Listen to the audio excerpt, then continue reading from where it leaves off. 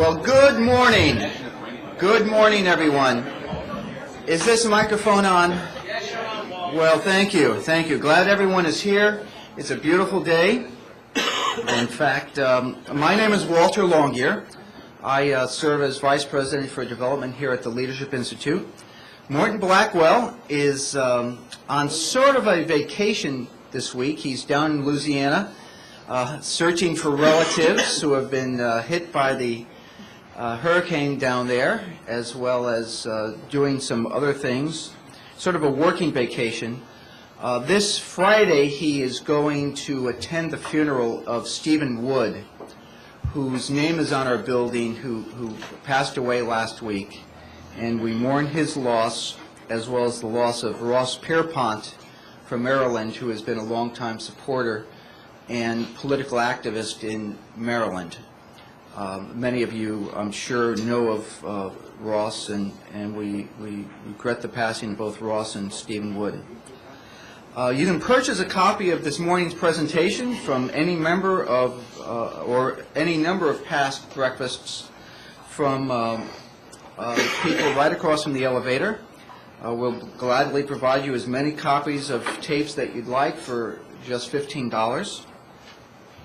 Lots of good news. So far in 2005, the Leadership Institute has trained 4,206 students in 205 different schools, and we've placed 97 job seekers through our employment placement program. You have in front of you a schedule of schools that are upcoming. Just to give you an idea, and even what you have in front of you isn't every single school. This past weekend we had a youth leadership school in Columbus, Ohio.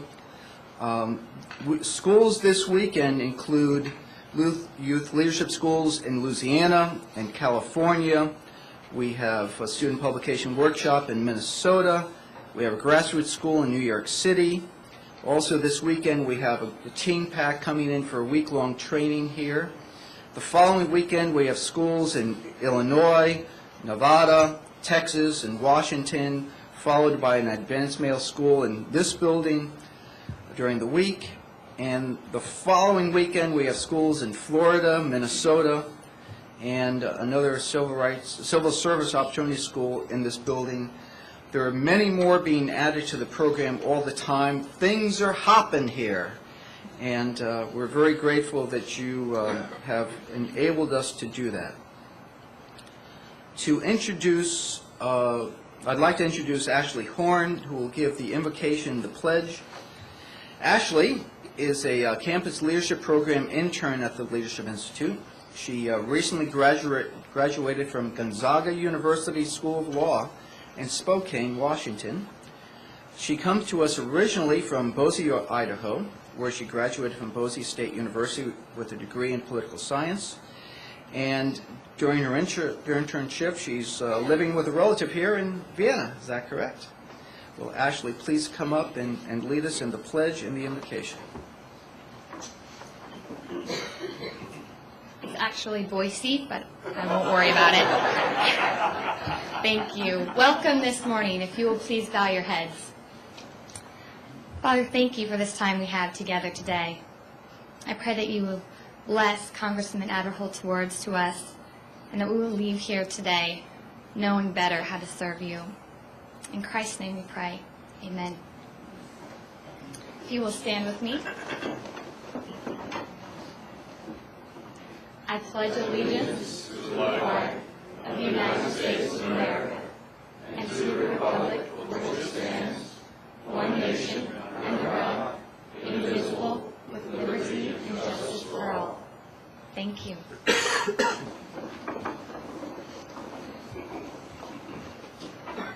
Well, saying the Pledge of Allegiance makes me want to sing, and we have a birthday boy here celebrating his 86th birthday. Carol George, would you please stand up and let's sing Happy Birthday.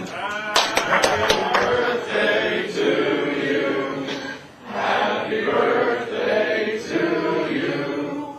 Happy birthday, dear George. Happy birthday to you.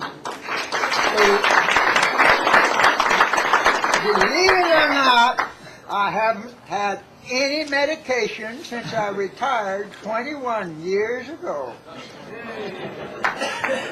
Well, thank you. We're always glad to have you here. Very fortunate. Thank you very much. Is there anyone celebrating a birthday or anniversary or event that we should know? Okay. All right. Well, happy birthday. I'd like to now introduce Christian Roby for an update on the activities of the Core Schools Department. Christian has worked for a variety of conservative and free market think tanks, including Cato, Americans for Tax Reform, the Foundation for Economic Education, and Citizens for the Sound Economy. He's currently Director of Core Schools at the Leadership Institute, where he oversees the effort to recruit students and faculty for most of LI's training seminars. Christian graduated from Virginia Tech with a degree in philosophy in 1998 and currently is working toward his Juris Master's degree at George Mason University. He's a native of Virginia and resides in Alexandria. Christian, please come up. Well, thank you very much for that introduction, Walt. Good morning, ladies and gentlemen. As Walt told you earlier in the introduction, we're experiencing fantastic success. And I'm sure you all hear this, every month. We're training more students than we ever have before. I know in my department that we have already exceeded our goals for the year, and we still have, of course, 3 months left to go. And we're doing it with less and less. We're training students for almost a quarter of what we used to in my department. So, those types of things are great. The amount of students that we train, all the schools that we're having all across the country are great. But what I want to focus on is one particular thing Walt touched on a little bit. One particular school that we're having, it's a new one. It's our Civil Service Opportunity School. Now, if you're a regular attendee of the programs here, the Wednesday Wake Up Club breakfasts, you might hear Morton talk about something called critical mass on campuses. And there's a whole bunch of different things that happen with that critical mass. But one of them is that there reaches a point on campuses where the ideological tilt starts to go towards the conservatives because of this underground, or no longer really underground, this network of organizations, conservative organizations on campuses. Well, to say that we could achieve that type of success in the United States in the government or the civil service, that might be a little bit idealistic, but I think that's a lot of what we deal in here at Leadership Institute is ideals and visions and hopes. So with that type of vision in mind, we've created a Civil Service Opportunity School to at least start to bite away at the just the liberal monopoly that exists in the civil service. And there's a huge game that's played. If anyone has ever tried to get into the civil service, there are unwritten rules that you have to know to get into the civil service. It's not a simple application process. So we're tackling this head on. We're offering a Civil Service Opportunity School at the end of this month, and it's going to be a great school. We're bringing in incredible speakers to speak at this. We're going to teach students how to break the code for the civil service, exactly how they hire for regular employees, different creative ways to get into the government. They say that there's only one way, that you have to fill out an application on the internet and that's it. Well, shocker, there's more than one way to skin that cat. And how to navigate, the complicated navigation, the application process, if you do decide to go in and go through the formal route. So we're really excited about that, and if anyone knows anyone that is interested in going to that, I'm the fellow to talk to. And just want to thank you for your time and attention and tell you how excited we all are about our success here. So without further ado, I'll let Walt continue.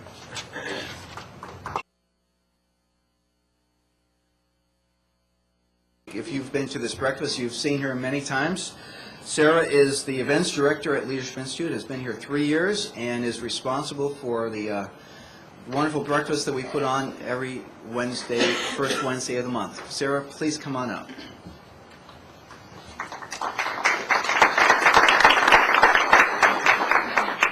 Good morning. As you see in your program, Congressman Robert Aderholt is currently in his 5th term serving the 4th District of Alabama. He's also well acquainted with the fact that LI is for conservatives who want to win, as he's had LI graduates on the campaign staff of his obviously victorious campaigns. Congressman Aderholt has been an outspoken leader on the issue of religious freedom and expression. During the 105th Congress, Congressman Aderholt introduced a House resolution stating that even the public display of the Ten Commandments should be permitted, even in government offices and courthouses. This resolution, which passed overwhelmingly in the House, was a prelude to the Ten Commandments Defense Act, which would empower states to decide whether the Ten Commandments may be displayed in public places.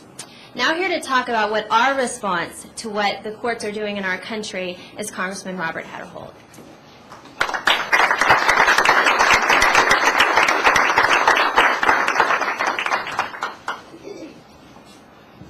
Thank you, Sarah. It is a real honor for me to be here today. I appreciate the invitation to join you and to get a chance to visit with you a little bit this morning.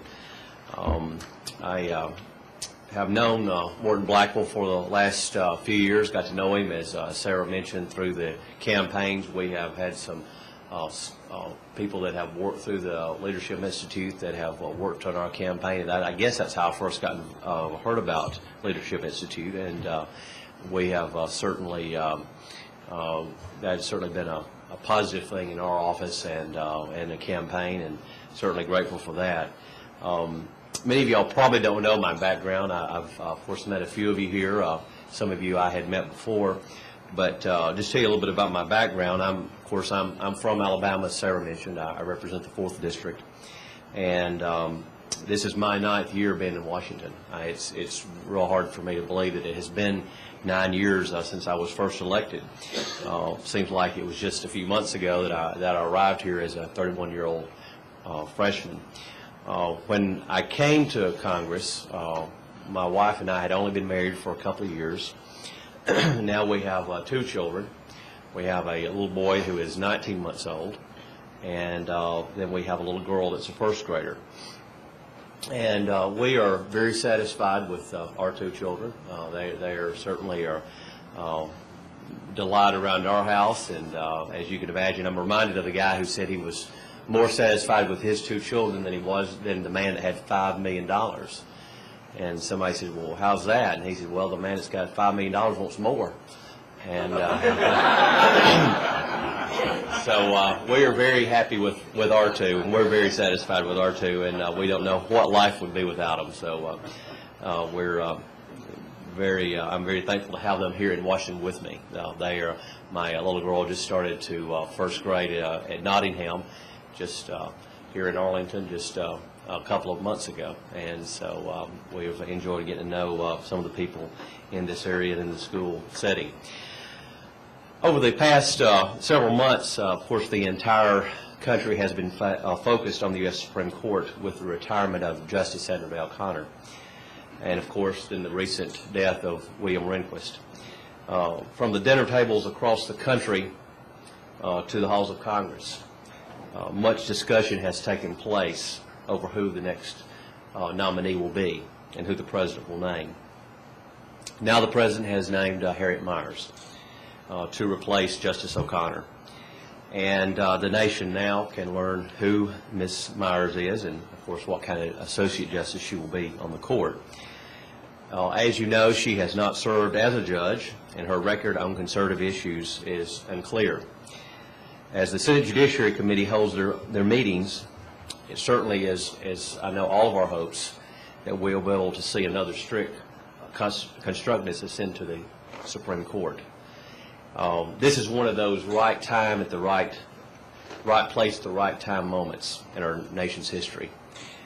For years, voices have been crying out against unrestrained activist judges rewriting our Constitution and dictating our morality.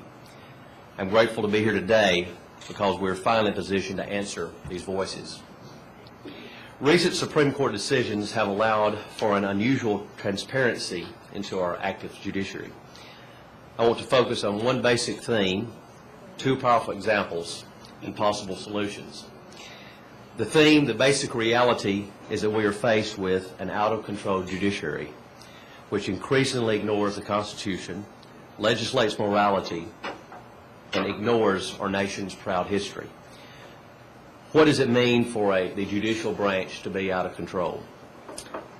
At the moment of its conception, many of the very leaders who envisioned the Supreme Court saw it as a limited government body which simply settled disputes, applying general laws to particular facts. Today, we see the Supreme Court taking away private property, religious expression, and even life itself. And sometimes it seems that no one has the courage to stand up and hold the court accountable to the Constitution. In 1795, the first Chief Justice of the Supreme Court, John Jay, resigned to become governor of his home state of New York. When Jay was asked to return to the court, he declined, observing that the Supreme Court lacked energy, weight, and dignity.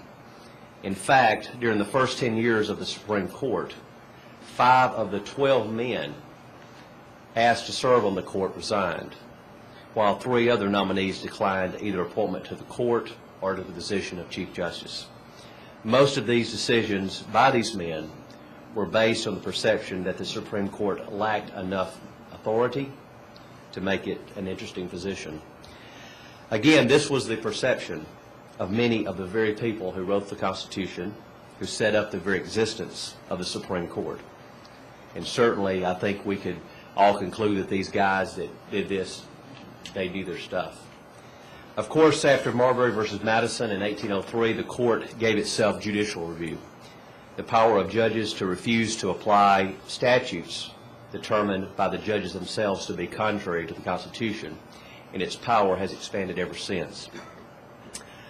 Now, don't get me wrong, I'm not up here calling into question 200 years of legal tradition. But what I am saying is that calling into question is a trend which has emerged in recent years and which has come to dominate our courts. Our judiciary legislating moral and personal choices beyond the Constitution and beyond our founders' vision. Tied in with this is an interesting question to consider. Why do you believe what you believe? Or on what do you base your beliefs? They come from somewhere. This perception of truth, right and wrong, good and bad, they come from somewhere. With regard to our courts, they should come from the Constitution. This is a fundamental point. During the confirmation hearings of now Chief Justice John Roberts, you heard several liberal senators asking all kinds of questions about Roberts' personal opinions as to what, as if he were a candidate running for office. Some of the questions were, what do you think about X? Or what is your personal opinion of Y? They don't seem to think a justice's job is to set aside his or her own opinions and apply the law to the facts within the confines of the Constitution. They don't even see it that way. Now, conservative judges, on the other hand, they definitely have personal values and opinions. Very often, they have strong opinions and values. But I think most of them adhere to a belief in the judicial honor, which compels them to set aside those personal beliefs and apply the law according to the Constitution. A conservative justice will answer personal questions by saying, I'm here to interpret and apply the law to particular facts, not to project my personal opinion into the legislative landscape. However, this is the opposite of what we have seen in recent Supreme Court decisions. There's the theme again, the overstepping of the judiciary, squashing essential freedoms and ignoring the founders' intent to draft when they drafted the Constitution. The first example that I would like to mention is how the Supreme Court recently handled 2 cases about displaying the 10 Commandments in public buildings. I had the privilege of actually going over to the United States Supreme Court and listening to some of the arguments made before the Supreme Court in those particular 2 cases. The first was a Texas case where the Supreme Court allowed a display of the 10 Commandments on the grounds of the state capitol, stating that the monument's nature and nation's history dictated the result. And although the 10 Commandments are religious, the ruling said, acknowledging their historical role in a passive way, as Texas had done, was permissible. On the other hand, in the second case, where the Ten Commandments were displayed on the walls of a county courthouse in the state of Kentucky, the Supreme Court ruled that it was unconstitutional.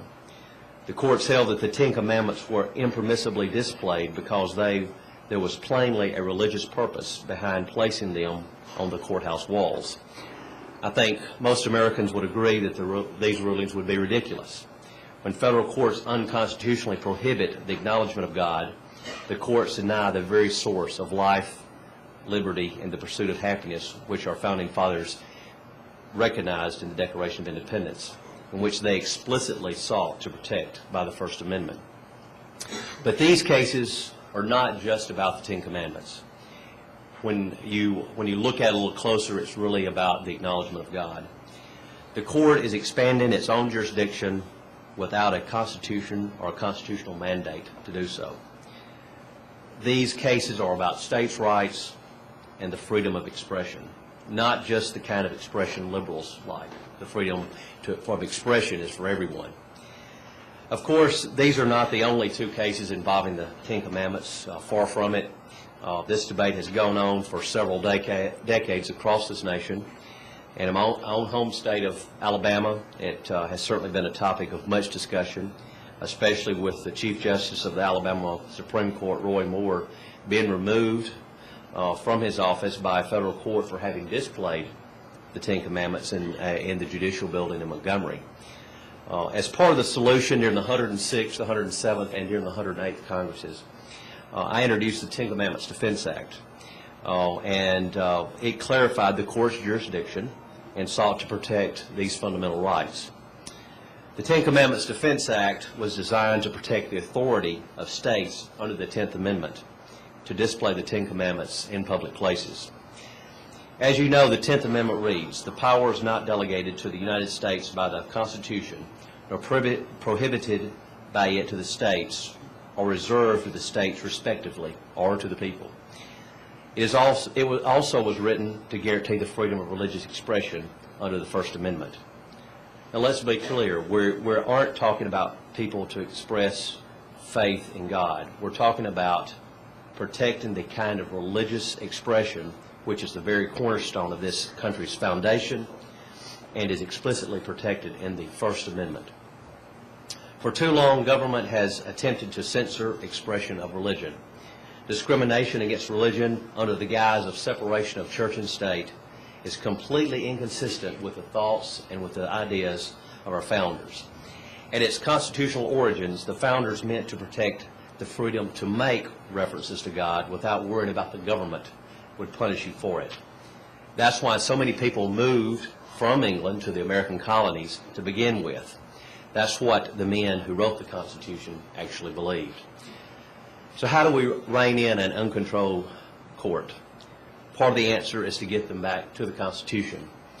Oh, and as a side, I'm not an art critic, but I want to mention one piece of art in the chamber of the U.S. Supreme Court. It's certainly a detailed frieze of shadows, faces. It's really a truly inspiring work of art. The last couple of times I've been there, I've paid particular close attention to it.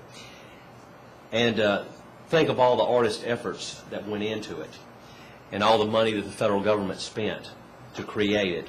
It really shows the importance and the respect that our early government leaders gave to this piece.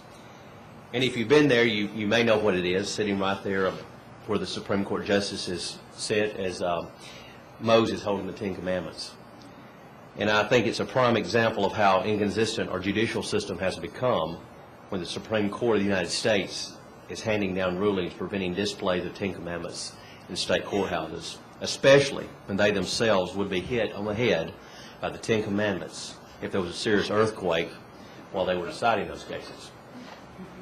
The second example is the court's treatment of private property in a recent eminent domain case. The Fifth Amendment to the Constitution states that private property cannot be taken for public use without just compensation. Until June the 23rd of this year, courts held public use meant things such as utility services, transportation projects, or public buildings. However, on June the 23rd of this year, the Supreme Court once again expanded its power and the power of government at all levels beyond its constitutional limit.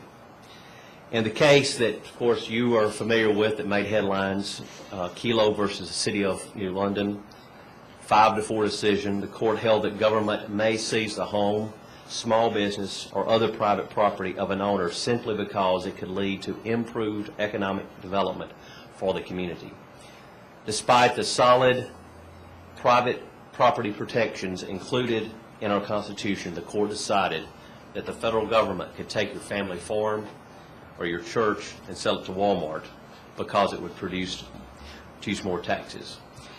Even Justice O'Connor was shocked at the decision. She wrote that there is nothing to prevent the state from replacing a Motel 6 with a Ritz-Carlton, any home with a shopping mall, or any farm with a factory.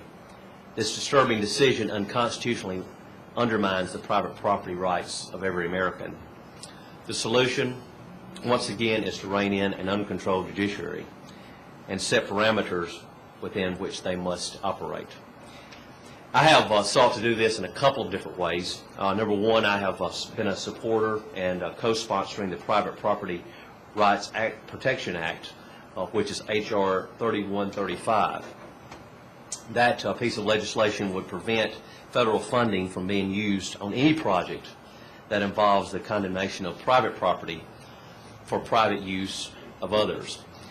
Also, a constitutional amendment barring the courts from undermining fundamental American liberties in this way ever again. That was as House Joint Resolution 60. I introduced the constitutional amendment to the Constitution on July the 14th of this year, and here's simply how it reads. Neither a state nor the United States may take private property for the purpose of transferring possession of or control over that property to another private person except for public conveyance or transportation projects.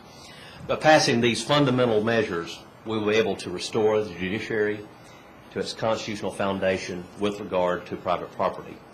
We need the courts to be doing their job and to be doing their job with a congressional mandate.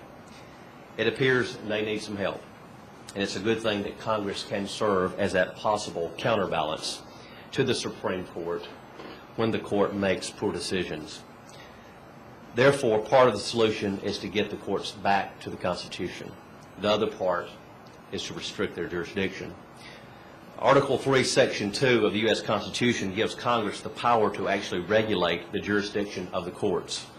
The courts do not have a constitutional right to determine their jurisdiction. That's the job of the United States Congress. Article 3, Section 2 of the Constitution reads, in all cases affecting ambassadors, other public ministers, and councils, and those in which a state shall be a party, the Supreme Court shall have original jurisdiction. In all the other cases before mentioned, the Supreme Court shall have appellate jurisdiction, both as to law and fact, with such exceptions and under such regulations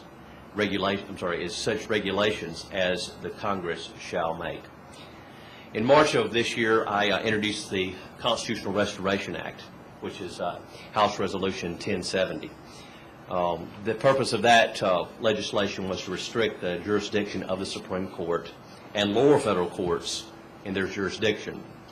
The legislation simply removes from the jurisdiction of the federal courts any case involving the acknowledgement of God as a sovereign source of law, liberty, and government.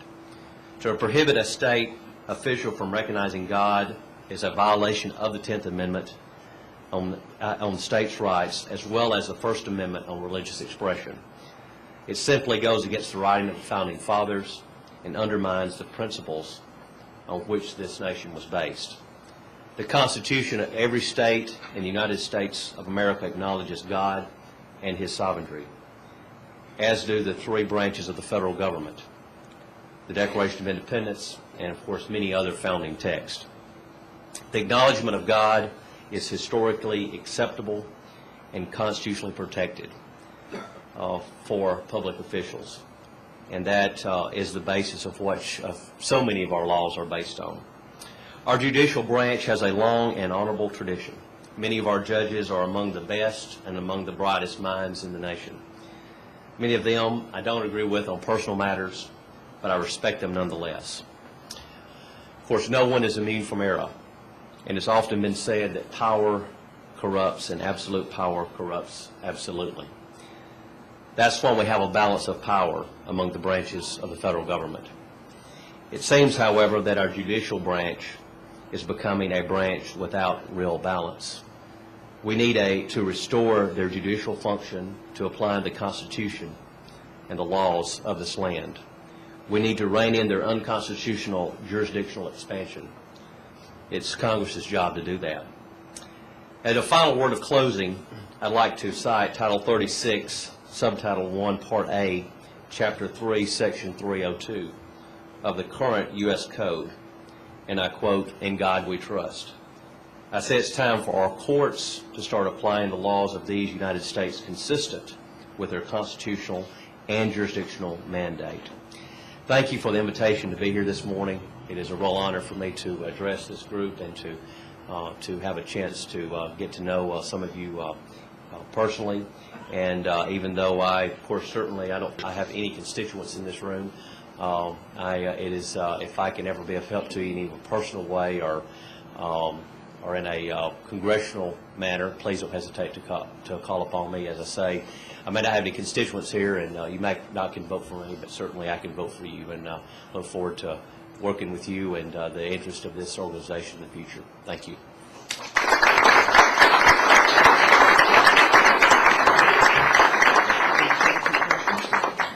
The Congressman has agreed to take a few questions. Congressman, what are your thoughts on Harriet Myers, her selection and nomination? A good question. I went to Alabama on Sunday, and of course, while I was in Alabama over the last couple of days, I just got back in last night, and so I've not been up here to talk to any of my colleagues and get any of their thoughts. Really, it's as one of the news commentators said yesterday, the only thing we really know is her name's Harriet Myers, and it's one of those things that I think we're just going to have to wait and see. I mean, I can't imagine that I know that a lot of members of Congress had meetings with the president, and leading up to not only Judge Roberts' nomination, but also, of course, the nomination with Harriet Myers, about wanting someone that was a conservative, and he had pretty much, in my understanding, given a commitment that he would get a conservative to the court for any slots that may be available. So, time will tell, but I wish I could give you some more insight on it, but I don't really know her. I'm not even sure I've even met her before, but certainly I think all eyes will be looking at her testimony before the Judiciary Committee on the Senate, and certainly it's our hope and prayer that she will be a conservative and certainly be more in the role of Justice Rehnquist and Scalia, and less in the mold of some of the others on the court. Right, Souter in particular. Sir, I'm Jeff Knox with the Firearms Coalition. Thomas Jefferson said that the judiciary was the seed of the destruction of our nation because it was so uncontrolled that the threat of impeachment was just a shadow, he said. Is there a way to make it not just a shadow? There are judges, federal judges, there's one particularly in New York who, as I read it, is the most overturned judge in the federal judiciary. Why can we not bring articles of impeachment against someone who consistently inserts personal opinion rather than law into his judgments and is continuously overturned? He's obviously a bad judge. Why not remove him from the bench? And what can we do to make that happen? Well, I think you would have a lot of support from many members of Congress to do that, and of course that's certainly within our jurisdiction to impeach federal judges or to file impeachments in the House of Representatives. Of course, it has been done on a few occasions, but as you say, it's very rarely done, and it's very rarely the answer. But I do think that it's something that I think Congress needs to take more seriously. I think that judges would be more responsive if they knew. Right now, because there's very few judges that are ever impeached. I mean, the judge really basically has no fear that he would ever leave office. And of course, I think that's one of the things that makes the House and the Senate such reactive to the response of the people, is because we are elected by the people, and we know that our job hinges on that. And sometimes when you get a federal judge that is appointed for life without any course of believes that no one can remove him from the bench, then it goes back to where power starts corrupting. It's interesting you mentioned about the judiciary and Thomas Jefferson's comments. If in the United States Capitol, which of course I'm sure all of you have been in many times, but if you take a tour, you've got the old Supreme Court chamber down on the first floor of the Capitol, and that is interesting because, in my opinion, and I've heard others refer to this, because the Supreme Court did not even have a building of their own. They were housed inside the U.S. Capitol building for the House and Senate. It wasn't until, I believe, the 1930s that the current Supreme Court building was, and they had their own building and such as they have today. But I think that's some indication of the thoughts of the Founding Fathers, that they did not see that as a branch that would have even their own building. They would be housed inside the House, the Capitol of the United States, where the House and Senate meet. So I would certainly encourage my colleagues, and please do the same, that we need to take that congressional mandate very seriously, and to not overlook that, because I think that has become a real problem, and that's where we see a lot of the problems stemming from. Congressman, I don't know if you've seen George Will's commentary today. I have not. Post. I suggest you take a good look at it, because he says that there should be a presumption of opposition to Harriet Miers, and he gives several reasons why. One of them is that while she may be a very good lawyer, there's no indication, no evidence that she has any real interest in constitutional matters. He said if you had sent out a questionnaire to the 100 brightest judges and lawyers about who they would recommend, have each one suggest 100 people to look at, he doesn't believe that she would be one in 10,000 names that would come back.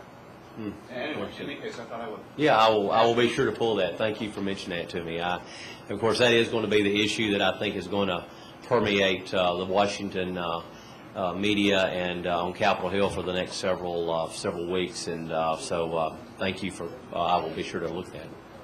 Sir?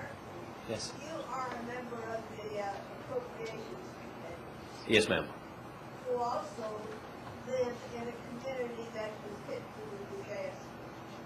Are you going to use your good office to lead the Transportation Appropriation Act, or bill, and put all the pork on a moratorium and divert those funds to rehabilitation of the Gulf states? We don't need the pork, we don't need the extra deficit. Well, a lot of the, and I guess you're referring to a lot of it with Don Young and the bridge project, and is that what you're referring to? Some of the multi-million-dollar projects. Now, and of course, being in Congress, we're certainly responsible for that. I will say that was in the reauthorization bill. It did not come out of the Appropriations Committee. And not saying that Congress has excuse because we're responsible for all pieces of legislation. I'm just saying it didn't come out of the appropriations bill. I personally, of course, I'm from Alabama. Alabama was hit by the disaster Katrina, the hurricane that hit. Of course, Alabama, we're in a very fortunate situation as compared to Mississippi and Louisiana. Our state was spared much of the disaster that those other two states saw, but nonetheless we had quite a bit of really significant hit down on the coast. As much discussion has been even talked about whether we need to how much money we need to spend, and that's been the topic of is the sky the limit as far as how much money. I personally think that we need to have a debate about how much money we're going to spend rebuilding that area. Not that we are not going to help the people who need help. We're going to do everything we can to make sure that we meet their needs, make sure that we can put infrastructure back in place. But, I think we have to remember the city is below sea level. And before we pour hundreds of billions of dollars into New Orleans and that area, I think we need to realize we need to sit back, we need to discuss it, what makes sense. So therefore, I am not necessarily in favor of just an unlimited amount of money going into that region. And I think we need to be smart about it. We need to debate it. And I've been a little concerned that the money that we have turned over so far has almost been without debate going into that region. And like I said, most of the money that has gone in there so far has been for relief efforts, and I certainly don't have any opposition to that whatsoever. But as far as the money that goes in there for others, I think we need to be very concerned about it. Let's see, wait, you go ahead.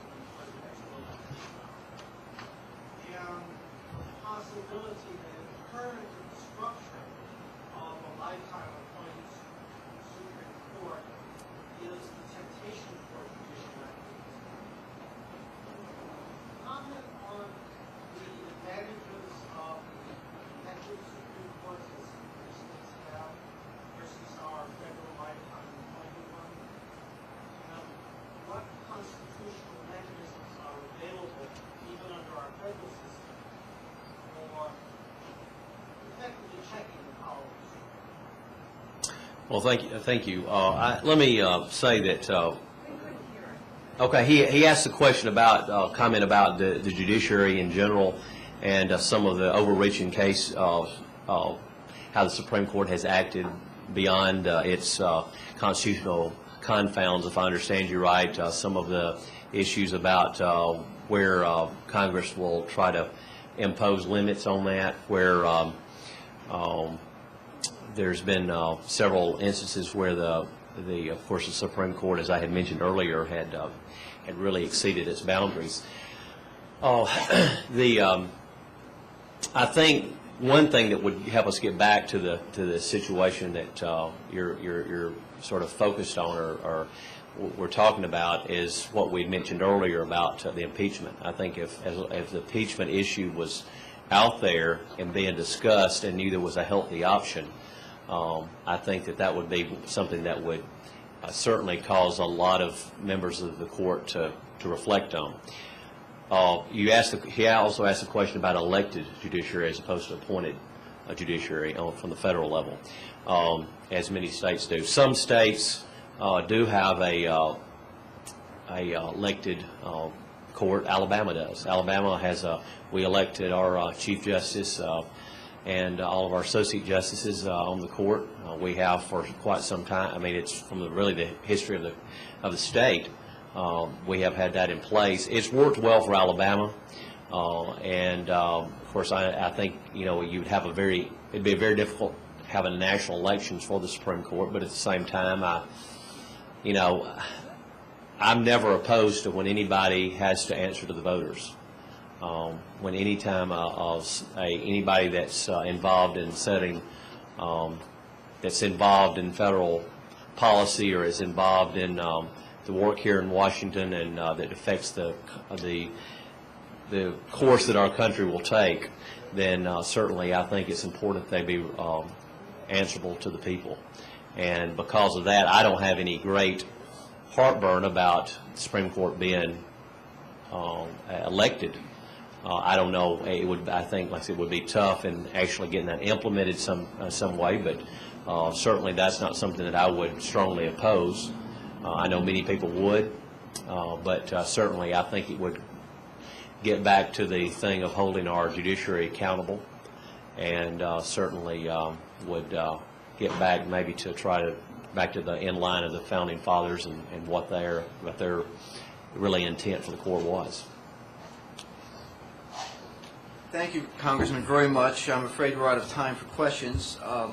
Want to express our appreciation for you coming here and speaking with us, and for your hard work on behalf of the American people. We're very grateful to you.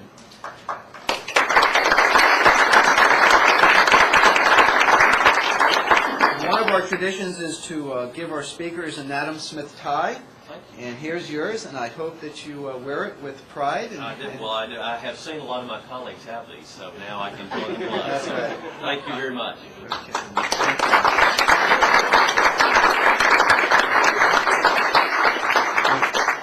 You know, it must be difficult serving in Congress and having 2 young children, and you know, you must have a wonderful wife, and we ask God's blessing upon her as well as you. I'd like to introduce members of Congressman's staff, Mitch and Tiffany. Would you stand up, please, so that the people can see who you are and recognize you? We're grateful for your work on behalf of the American people, too. Please join us next at our next breakfast on Wednesday, November 2, where Congressman Joe Wilson from South Carolina will be speaking. Fortunately, that is not the Wednesday after election, so we don't have to worry about staying up all night watching the results and then having to get here early in the morning. But we invite you to come and join us that morning. Christy Meade. Christy, would you come up here? Christy will be leading a tour of the building for anyone who would like to take a tour of the facilities. If you have not seen our facilities, particularly our broadcast studio, I strongly recommend that you allow Christy to take you through for a brief tour. We won't keep you all morning. We'll give you the cook's tour, very, very in and out. Is there anything that I have forgotten to do or to say? I see head shaking no. In that case, I want to again thank the Congressman for being here, ask God's blessing upon you and all you for your hard work, and thank each of you for coming here this morning. We're really happy to see each one of you, and we thank you for your participation in the Leadership Institute. Go on and seize the day.